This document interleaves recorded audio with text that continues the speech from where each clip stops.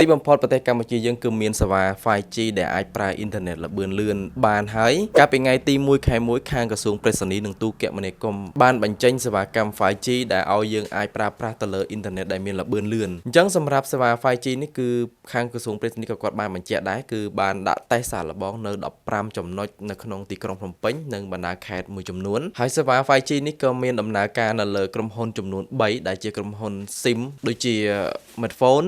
Card ជាមួយនឹង Smart អញ្ចឹងសម្រាប់បងប្អូនទាំងអស់គ្នាដែលបាននៅទីក្រុងក៏អាចធ្វើការប្រើទៅលើសេវា 5G ពេញលេញដែរសម្រាប់ខ្ញុំអ្នកនៅខាងបណ្ដាខេត្តក៏ទទួលឱកាសបានតិចមែនទែនដោយសារតែខ្ញុំប្រើទៅលើសេវា 4G នេះគឺមិនទាន់ពេញលេញផងដែរហើយតម្រាំតែ 5G ទៀតមិនដឹងនឹងកាលបានមកដល់ខ្ញុំទេអញ្ចឹងខ្ញុំសង្ឃឹមថានៅខាងតំបន់ដែលខ្ញុំរស់នៅឬក៏បណ្ដាខេត្តផ្សេងៗអាចនឹងបំពាក់សេវា 5G នេះលឿនជាងមុនអញ្ចឹងសម្រាប់វីដេអូនេះគឺខ្ញុំសូមធ្វើការចែកម្លែកត្រឹមតែប៉ុណ្្នេះឯងសម្រាប់បងប្អូនដែលគាត់ចង់សាកប្រើ 5G អាច